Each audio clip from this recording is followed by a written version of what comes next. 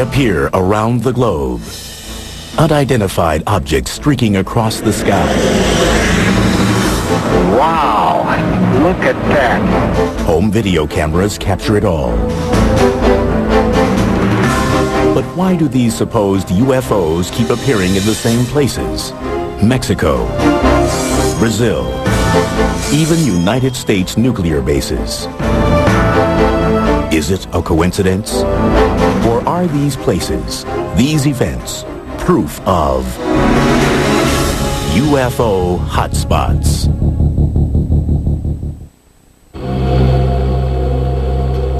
Sao Paulo, Brazil, 1988. Gulf Breeze, Florida, 1988. Las Vegas, Nevada, 1990. Mexico City, Mexico, 1991. Wow, whatever it is, it's something strange. What do all these cities have in common? There are so many UFO sightings reported in these places that they are all considered to be UFO hotspots. A UFO hotspot would be an area that represents a high number of sightings of abnormal or unusual aircraft that are unidentifiable. It's been long recognized that UFO sightings tend to come in waves. In other words, there's an area of the country or the world where the number of UFO sightings increases for some unknown reason. There are theories about why these areas seem to attract UFO attention. To some, the reason is the natural forces of the Earth, like volcanoes and earthquakes. The UFOs appear to be observing us. Well, the UFOs have come to certain spots because of what's going on at the time. One of the things that seems to stimulate UFO activity is a major disruption in the Earth. Still others believe that human behavior is at the root of these sightings. One of the things that has to do with hotspots is that once somebody notices something, then others are going to look also. That you may not pay much attention to your surroundings. Someone says, gee, last night there were 3 mysterious lights went by. The next night you're going to be watching, and there's a much better chance that you're going to see them than if you're just sort of walking along looking at your feet. According to the National UFO Recording Center, there have been more than 13,000 UFO sightings in the United States since 1990, making such places as the mysterious Area 51 in Nevada, Washington State, and Florida UFO hotspots. Still, with reports of UFOs coming in from as far-flung locales as Quito, Ecuador, Haifa, Israel, Stuttgart, Germany, and Sydney, Australia, America doesn't seem to be the only place getting these unexplained visits. Many people don't realize that UFOs are not seen only in the United States, they're seen all over the world. There are hotspots all over the world. Brazil is one of those hotspots. With 549 sightings, Brazil was second only to the United States in reported UFO activity in 2001. And unlike America, where UFO reports are traditionally met with skepticism, Brazil has a strong tradition of accepting UFO sightings and even publicly conducting government investigations. Generally, South American countries are more open to this type of thing. There are other cultures that are more tolerant of people's perceptions, their emotions. They're more open to events that may be part real, part mystical, and they do not have the same strong norms, you might say, against reporting unusual or paranormal kinds of experiences. We also have to think in terms of the kinds of religions that predominate, in that if you have religions that make opportunity for saints and angels and things like that, the idea of powerful visitors from afar is, I think, much more easy to accept. October 15th, 1957. Brazil is the location for one of the world's first accounts of an alleged alien abduction. Antonio Villas-Boas was a young man. He was driving a tractor in a field. He claimed he saw an object come down out of the sky and land nearby.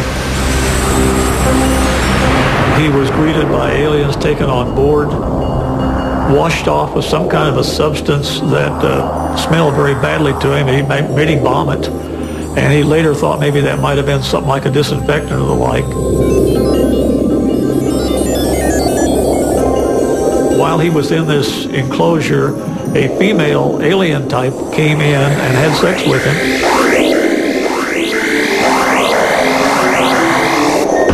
And then went away, and he was dumped back out. To many, this seems like an outlandish story. But V.S. Boas' reluctance to profit from the incident lends the tale an air of credibility in many quarters. And several months after the incident, the story gets some scientific backing when he is diagnosed with radiation poisoning. He is examined by Dr. Olevo T. Fontes, a professor of medicine at the National School of Medicine of Brazil. One of the very important people in Brazil was a Dr. Olevo Fontes.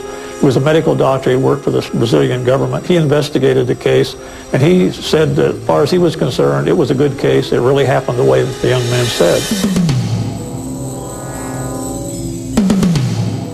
Less than 6 months after the alleged Vilas Boas abduction, the Brazilian Navy has a well-documented encounter with a UFO. In February of 1958, aboard the Almirante Saldanha, a civilian photographer named Almiro Baruna takes 5 photographs of what seems to be a ringed, oval-shaped object. The photographs are shown to Juscelino Kubitschek, the president of Brazil. Not wanting to keep this information secret, Kubitschek releases the pictures to the public, and they soon appear on the front pages of the nation's newspapers. That particular UFO was never seen again, but UFO incidents like that on board the Almirante Saldanha continue to be reported to this day in Brazil. In the mid-1990s, Brazil's UFOs again make worldwide headlines. On January 20th, 1996, it is alleged that extraterrestrials were recovered in Varginha, Brazil. The emergency personnel were called in. They were able to recover one of them for certain, as rumor has it, and allegedly took it to a local hospital. According to unconfirmed reports, government doctors perform an autopsy on the alien.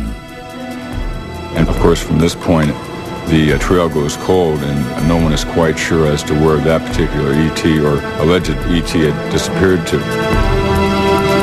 Despite several purported eyewitness accounts, the Brazilian government, which has been so forthcoming in the past, denies the Varginha encounter and that an alien was ever captured. Everything that was in any way connected with this sighting somehow vanished. Ironically enough, after this creature was allegedly recovered, there was a high number of UFO sightings in the area. While most experts doubt the veracity of the Varginha ET incident, the long persistent history of UFO sightings in Brazil is harder to ignore. One curious theory proposes that the ongoing destruction of the Amazon rainforest may be attracting extraterrestrial attention. If you were to look at Brazil from space, Atlanta for CFA-CP. you would see that a vast area of that remote land is on fire. They're burning off the rainforest. That's changing the whole ecology of the planet. If you were observing a planet and what's going on there, you would definitely want to look at Brazil. And that seems to be the case.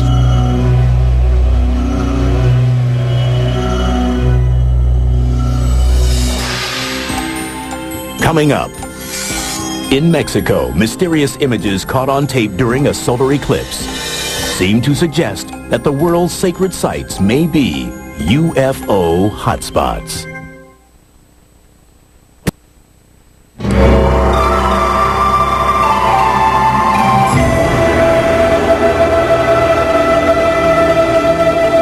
Mexico is a land with a sacred past, a land dotted with pyramids built by the ancient Mayans and Aztecs.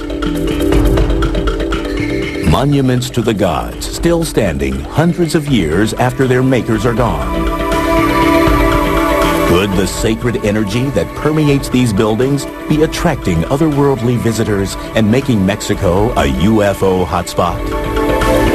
There are areas around the Earth known as sacred spots. And these areas have been known for a large number of sightings of abnormal or unusual aircraft that are unidentifiable. July 11th, 1991, in an event predicted hundreds of years earlier by the Mayans. The longest solar eclipse of the 20th century shrouds Mexico City in midday darkness.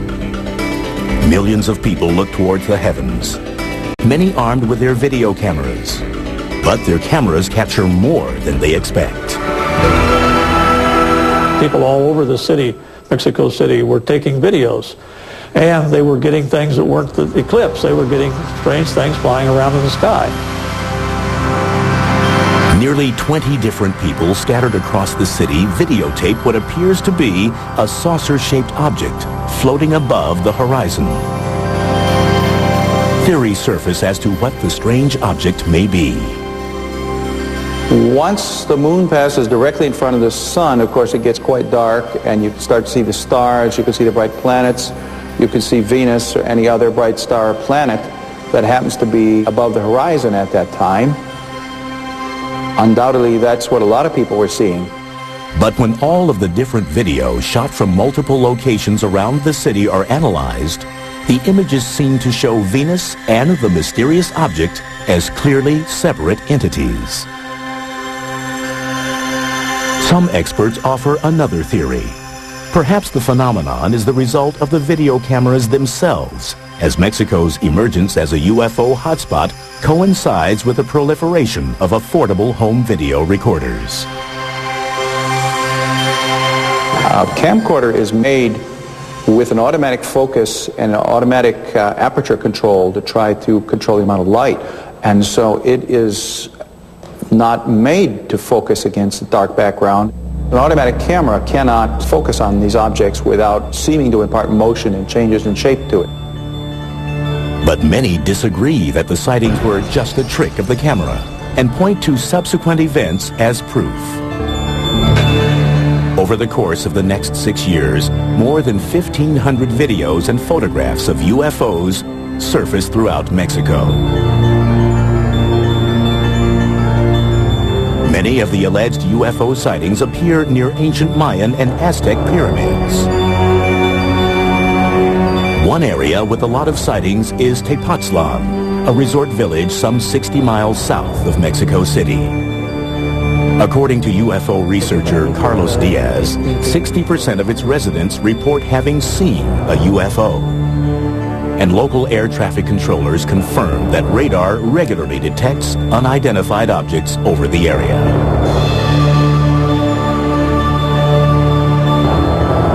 Tepoztlan is chiefly known for its ruins of a 14th century Aztec pyramid. To some ufologists, ancient sacred spots like this one represent power points that may be attracting UFO activity. There are many power spots around the world where there's certain geological activities and fluctuations in the fields. You might call them vortexes or portals, where there is a lot of UFO activity. Some believe that extraterrestrials have used these portals to enter our world, and also that they may have actually been responsible for the construction of some of the world's ancient sacred sites, including the Great Pyramid in Giza, Egypt. There's less than 2/100ths of an inch tolerance between the stones. The tolerances to which it's built exceed the tolerances that we use in our space capsule. The more you study the Great Pyramid, the more you begin to realize there was something going on there that goes beyond our understanding. More than 4,000 years old, the pyramid is built from over 2 million stones. Each side is perfectly oriented to the cardinal points of the compass: north, south, east, and west. The maximum error between the side lengths is astonishingly less than 0.1%. People have looked at these structures and said, well, you know, they must have built these with some idea of making contact with aliens, or the aliens have somehow helped them build these structures. Another theory is that both the ancient architects who built the sites and the alleged UFOs who visit them are attuned to a supposed geomagnetic energy force called ley lines, a grid-like pattern that covers the entire Earth. Ley lines are geometric, they're like fields or lines of energy, and there's all kinds of intersections of certain ley lines which seem to create magnetic anomalies. Ley lines have also been linked to tectonic activity, the movement of the Earth's plates, a force that results in earthquakes and volcanoes, and provides another potential explanation of UFO activity in Mexico. One of the reasons I believe that Mexico City is indeed a hotspot for unidentified flying objects is due to the volcano that's near Mexico City, where large numbers of legitimate unidentifieds have been filmed.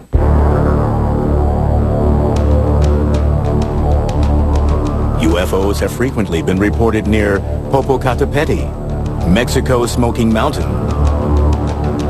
They've been keeping a camera on that mountain ever since it started erupting, and they've been finding in those pictures very clear disc-shaped objects. Now, some people have tried to explain them as rocks that are blasted out of the volcano, and they take an aerodynamic flight path and look like there's something flying when they're not. That's pretty hard to believe when you see the direction they actually go. They come down and toward the mountain rather than going up from the mountain. Why would UFOs hover over volcanoes? One theory proposes that high levels of hydronium ion, also called H3O, are typically found in places with increased geological activity, like volcanoes. H3O has an extra hydrogen atom in it, and that extra hydrogen atom can be split off and used as hydrogen fuel or for energy. And it's in the splitting of this extra particle that you can create a fusion effect. It's possible that these UFOs may be harnessing this type of energy for their systems to perhaps propel themselves through the atmosphere. So perhaps UFOs are interested in Mexico more as an intergalactic gas station than for its sacred ancient structures.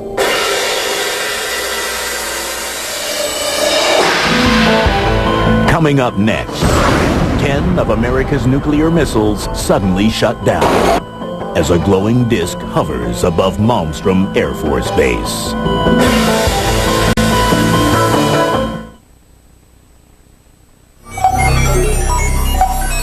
As the control center for some 221 Minuteman intercontinental ballistic missiles, Malmstrom Air Force Base near Great Falls, Montana, is an essential part of the nuclear arsenal for the United States.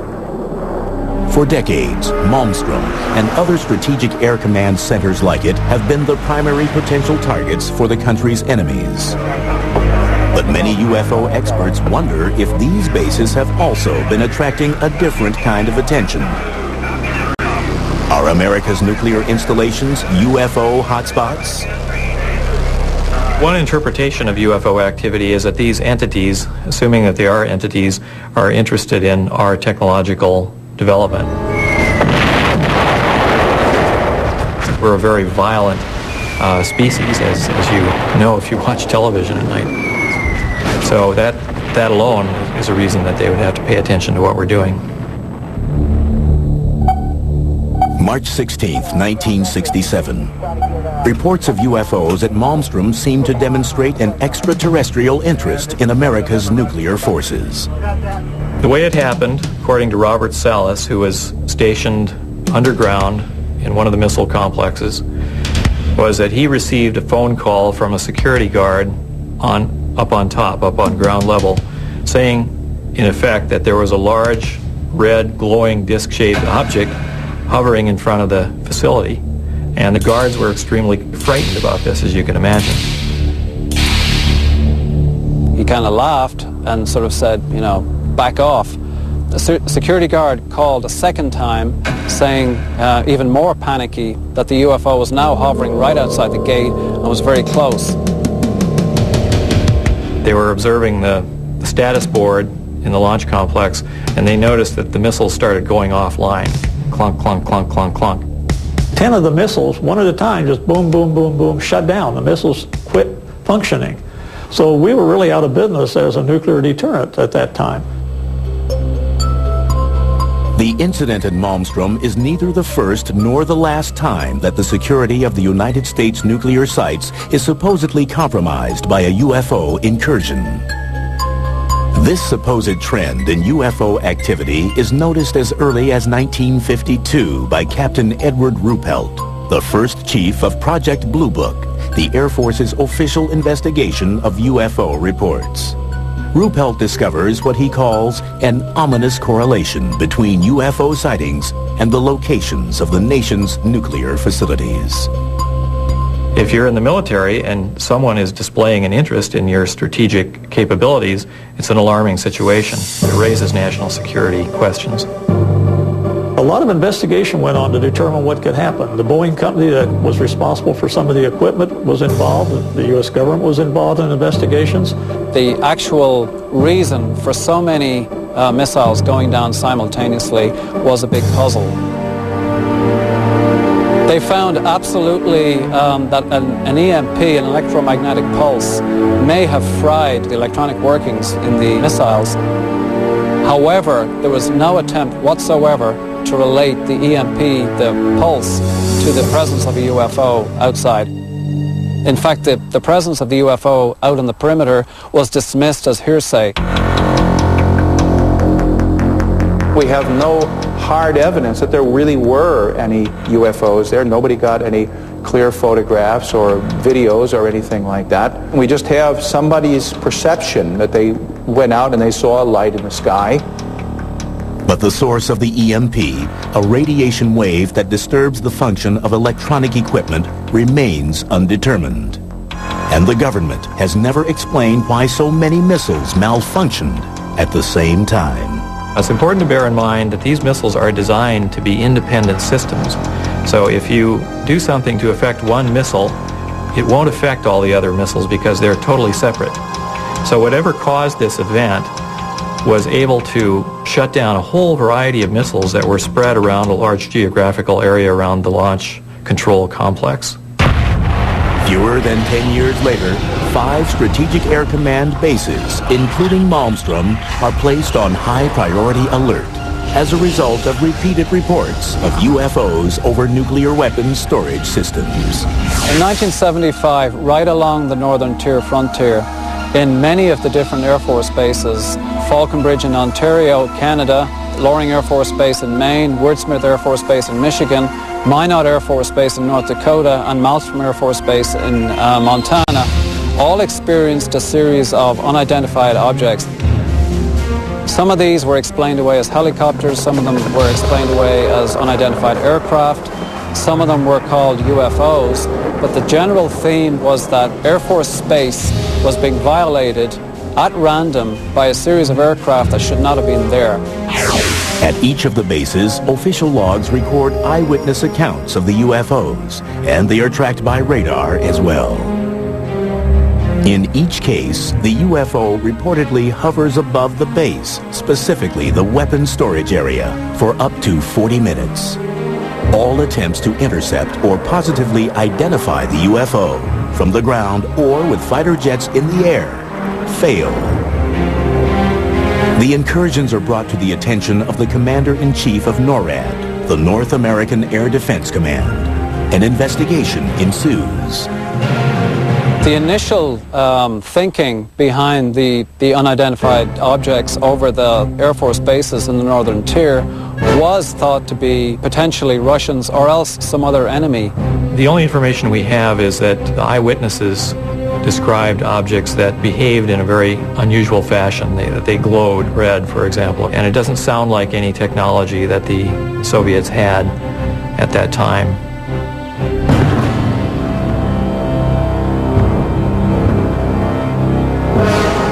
Another theory is that the UFO incursions were a type of readiness self-test to check the security of the bases in the event of an attack. But if it was a test, the bases performed poorly. The Air Force personnel were completely at sea as to what was happening. They were actually calling the law enforcement people in Great Falls, Montana for help because unidentified aircraft were buzzing them in missile-controlled silos. They had no idea what was going on. Aside from acknowledging that unexplained events have occurred at the northern tier bases, the U.S. government remains characteristically silent on the question of whether American nuclear installments are indeed UFO hotspots. To my knowledge, there's no published report explaining what happened. It's simply a mystery. And as far as the government is concerned, it can remain a mystery. According to the Air Force fact sheet on UFOs published in 1996, no evidence has been presented to indicate that further investigation of UFOs by the Air Force or other government agency is warranted. But for some, the base sightings are not quite as open and shut a case as the government would have us believe.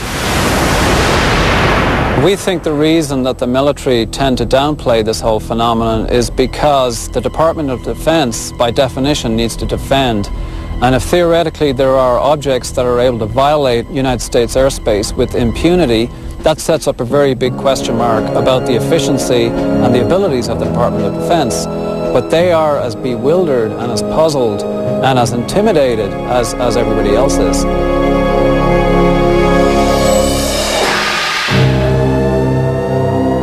Coming up, amazing photographs and multiple sightings in Gulf Breeze, Florida divide the UFO community. Is it a hotspot or an elaborate hoax?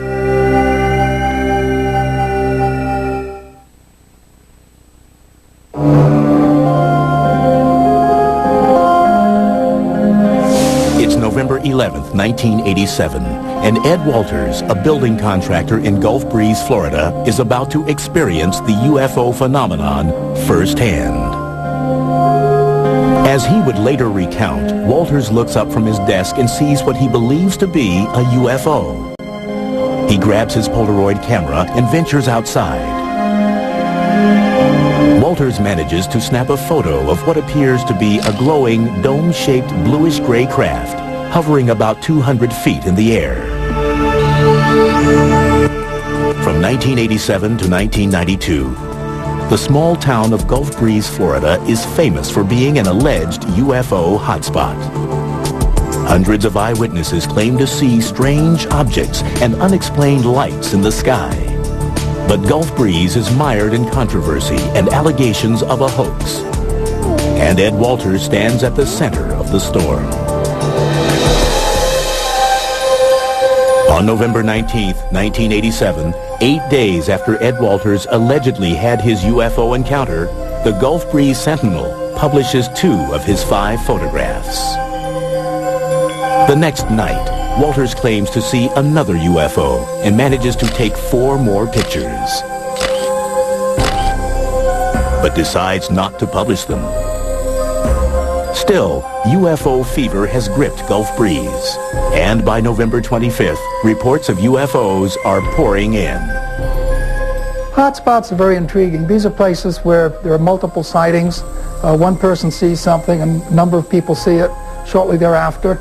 The first person who notices it, the sense grants permission to the other people to make similar reports. Over the course of the next 4 months, Walters takes more than 20 photographs of a strange vessel on more than 10 different occasions. He even shoots 1 minute and 38 seconds of video of a UFO sighting on December 28, 1987. Walters, who chooses to remain anonymous at first, soon becomes the central figure in the Gulf Breeze sightings. But he isn't the only one who is seeing strange things in the night sky. Pensacola area, Gulf Breeze area, is not just Ed Walters. There were literally over 130 UFO incidents involving more than 200 witnesses in this area. And Ed Walters was only involved in 34 of those incidents. But it is Walters whose photographs and claims attract the attention of MUFON, the Mutual UFO Network, a non-profit organization that studies UFO phenomena. In February 1988, MUFON provides Walters with a specially designed tamper-proof camera in order to authenticate his UFO experiences. It was a multi-lens camera that could take more than one view at the same time. We bought new film, we put it in that camera, we had it certified as new. We had closed the camera, sealed it with wax. He was allowed to use the camera, and he did get some pictures. It was, again, opened then under security conditions. The films were developed, found things on the film, and there's no way he could have faked that one. By the end of 1988, 7 different MUFON investigators have analyzed the evidence in Gulf Breeze. Meteorological and site survey analyses conclude that the photographs were likely to have been taken on the days and at the times that Walters alleges they were. Walters himself passes a battery of examinations, including 2 polygraph tests. MUFON, satisfied that Walters' claims are real, officially authenticates the Gulf Breeze sightings.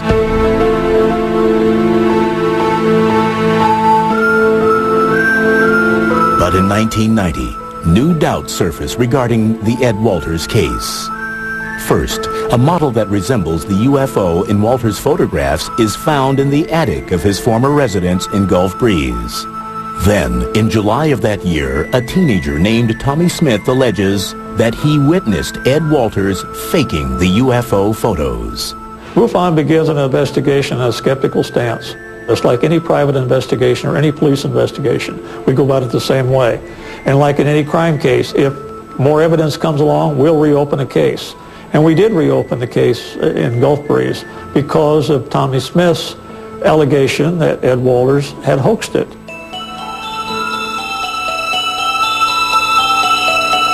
MUFON sends 2 new investigators, Rex and Carol Salisbury, to Gulf Breeze. The Salisbury's findings indicate that Ed Walters doctored the photographs, particularly one called Photo 19, that shows the reflection of a UFO on the surface of a road. The Salisburys believe that the photo was most likely made by using a small model and double exposure. But their conclusions are rejected by MUFON. They believed that the other sightings at Gulf Breeze were real. They stated that in their reports. They just didn't believe Ed Walters. Basically, MUFON fired them and sent somebody else in to authenticate, quote-unquote, the sighting. The new investigator, named Gary Watson, questions the veracity of Tommy Smith's testimony. He also alleges that the model UFO found in the attic of Walters' former home was planted by someone who wanted to discredit Walters. Watson concludes that Ed Walters' photos and story are true. Despite the controversy over the Walters sightings, reports of a new UFO begin to emerge in Gulf Breeze. Instead of looking like ships or vessels, the new sightings are characterized differently. There were various kinds of lights that were seen. Big red globes, little white lights, some lights that maneuvered, some hovered, some shot away, some just disappeared. When you know it. From 1990 through 1992, residents of Gulf Breeze see the strange lights so often that they give them a nickname, Bubba. They organize sky watches, and by 1992, there are 170 recorded UFO sightings of Bubba. But then, in 1992, the lights disappear as mysteriously as they had appeared 2 years earlier. The lights have never been explained, and the Ed Walters case still divides the UFO community. Although strange lights are still occasionally seen in Gulf Breeze, it is no longer considered to be a UFO hotspot. Whatever supposedly was going on in Gulf Breeze, it's not going on anymore. Oh, look at that. Look at at that thing. Oh, it doubled. There it goes. It's doubling. Up next, a Washington State man claims to be living in the middle of one of the world's major UFO hotspots.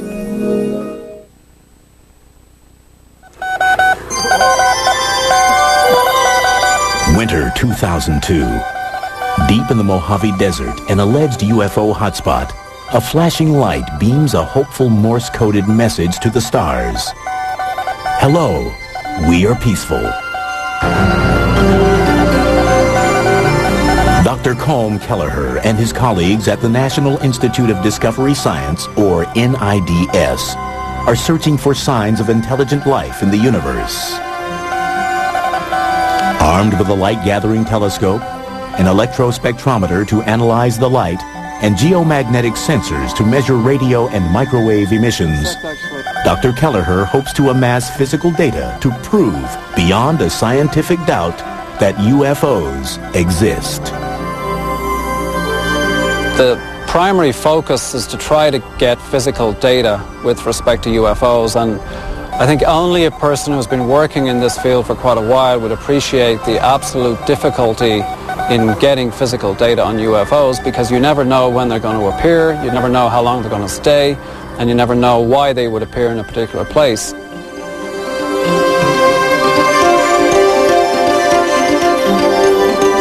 NIDS operates a 24-hour hotline for UFO sightings.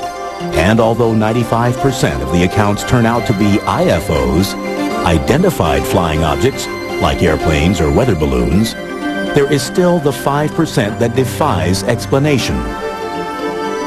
And that 5% is what interests Dr. Kelleher. If we got a series of reports, say in the last 5 or 6 months or even a year, from the same area, same location, different eyewitnesses that appeared to corroborate, we would take those reports seriously.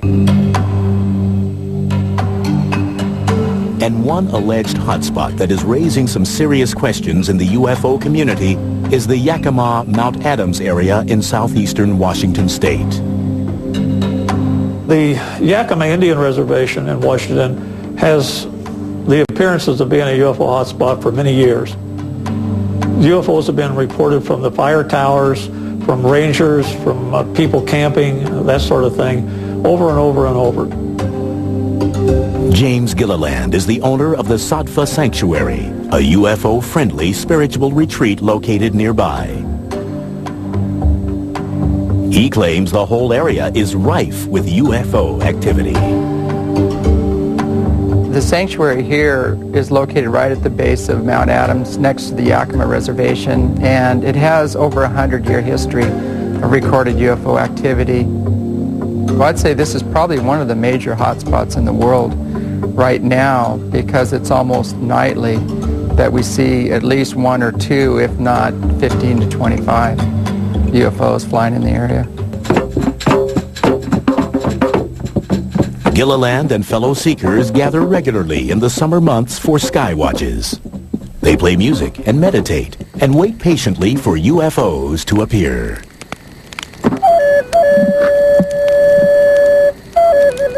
They're looking for people that are very spiritually aware, that have kind hearts, that love people, love humanity and the earth, and those are the ones that will be ambassadors to bring forward their message, because those people have risen to the occasion. As Gilliland and others see it, the anomalous lights that appear above his property exhibit both intelligence and intent. What these ships are doing, they're inquisitive, they're morphing, they're responding to lights, they're responding to the telepathic messages of those people on the ground. Whoa! There we go. We got it. That was a good one. We actually have some that morph from a round object to a triangle when we draw a big triangle in the sky, and then it goes back to a round object and then leaves again with multiple witnesses. When you're talking about lights in the sky, it's very difficult to say what causes them. Are they natural phenomena or are they not? When they seem to fly into an area, stop and react to people yelling or to flashes of light or something else, what causes the reaction? Do natural phenomena do that? One theory proposes that the lights in the sky are not doing anything, but the observer's eyes are. Something called the autokinetic phenomenon. The eye literally cannot focus properly on a single bright point source of light against a dark background, and so it seems to bob around, move around, wiggle, zigzag. All these things are perfectly normal behavior, but it's the behavior of your eye. It's not the behavior of the object itself. Trick of the eye or not, some believe that Gilliland's role at the center of the UFO activity that surrounds his home is characteristic of all of the areas deemed a hotspot. We've investigated in a couple of quote-unquote hotspots, and we are beginning to realize that any of the areas that we focus on usually has a single individual in that area who becomes a lightning rod for multiple reports from the community. When you have a charismatic leader or somebody who's identified as an authority on UFOs, people will go where that leader says the UFOs are to be found, and there'll be more people watching, and you'll have more sightings reported in those areas. But it's a psychological, sociological kind of a thing. It's not related any way to what's actually up there. The major portion of people that are coming here are more aligned to trying to understand the experience on a more spiritual nature, but we do have a lot of, we call them looky-loos, that are coming just to try to see one.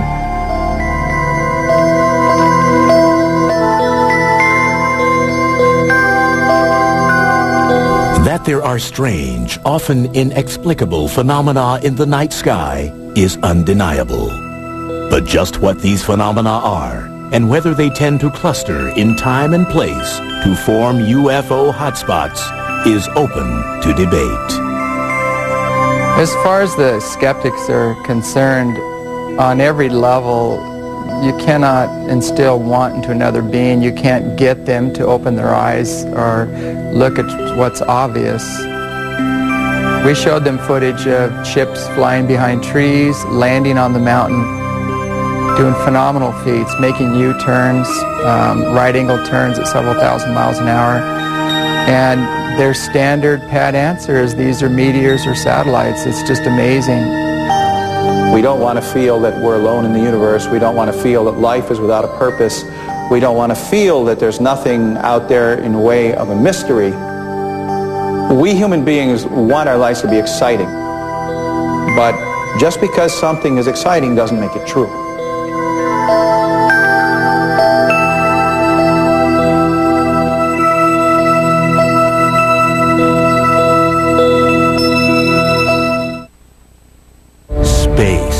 The final frontier. Will we ever colonize it like we do in the movies? What are the dangers that lie in wait for us? Join us for an entire weekend as we separate science fiction from science fact. Final Frontier Weekend. Tonight at 8 p.m. as only the History Channel can bring you.